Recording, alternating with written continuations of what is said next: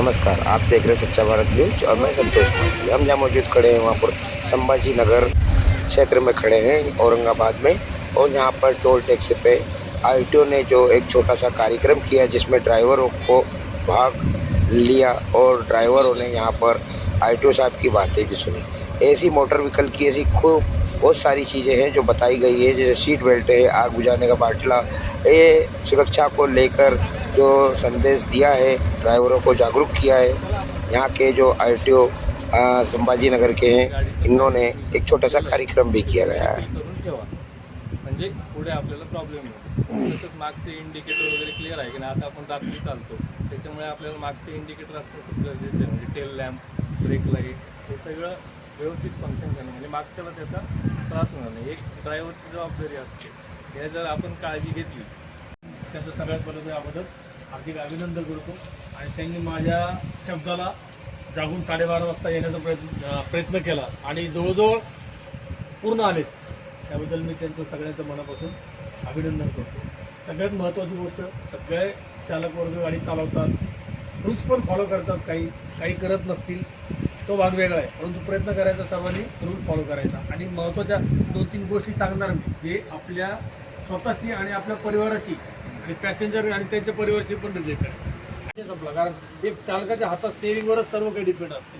आपण घाबरलो की सगळंच घाबरतो, त्यामुळे आपण घाबरायचं नाही। आपल्या मागं तो पूर्ण परिवार आहे, त्याचा सगळ्यात अगोदर त्याचं भान ठेवायचं। शक्यतो 100% इथं विदाऊट ड्रिंक करून गाडी चालवायची, म्हणजे बिलकुलच प्यायचं नाही, कारण तुमचा सगळ्यांचा रात्रीचा प्रवास आहे, जेवण करून आलेले असतात आणि झोप लागण्याचे चान्सेस खूप आहे। कारण बिलकुल समृद्धीनं काय डिस्टन्स नसतोय, तर 200 मीटर किमान 200 मीटर अंतर ठेवा। 10 मिनटं अर्धा तास उशिरा पोहोचा, तुमच्या ज्या कामाच्या ठिकाणी पोहोचायचं आहे त्याबद्दल तुम्हाला कोणी तिथं फाशी लावणार नाही।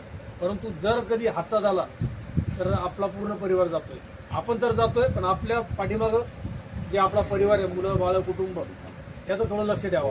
दुसरं, पॅसेंजरशी कधी चांगल्या पद्धतीनं वागा, त्यांना पण त्रास झाला नाही पाहिजे, कारण ते पण एक परिवार आहे। त्यांच्यावर आपल्या गाडीत कोण जर बसलं नाही तर आपली गाडीची काय किंमत आहे। ॲक्सिडेंट झाल्याच्या नंतर सगळ्यात अगोदर तो एमर्जन्सी नंबर, आता समृद्धीला ऑडमध्ये झाला तर इथं सगळं ॲम्ब्युलन्स वगैरे आहेत, 112ला फोन करा किंवा यांच्या ॲम्ब्युलन्सला फोन करा, जेणेकरून ते तुमची वेळेवर येतील आणि तुमची मदत करतील। आणि प्रत्येक पॅसेंजर तुम्हाला म्हणजे मनातून तो आशीर्वाद तरी देईल।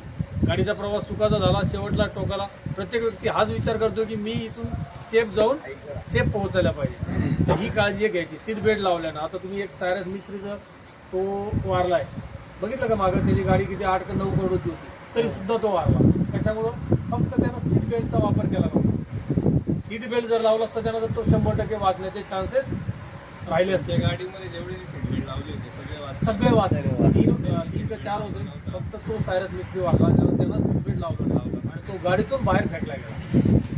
त्यावेळेस आपण गाडी नाही जर म्हटलं, तुमच्या गाडी 80-100 पर्यंत चालत असेल शंभर, त्याच्यामध्ये जेवढं तुम्ही सीट बेल्ट जर वापरला ना तर तो पुढंच राहणार आहे जागेवर, त्याला ते होल्ड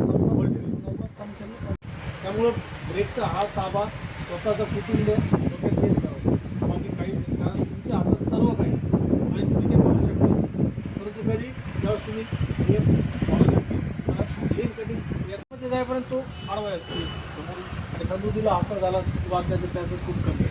त्यामुळे व्यवस्थित गाडी चालवा। परत एकदा आमच्याकडे प्रत्येक सगळ्यांचं तसंच व्हायला व्हायचं विचार काढ रे भाऊ।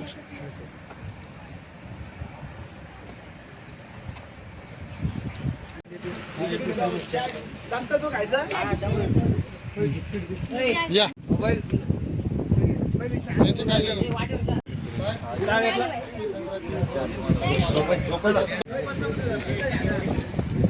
परसों के दिन आया था, सर ने मेरे को बता दिया था चल हम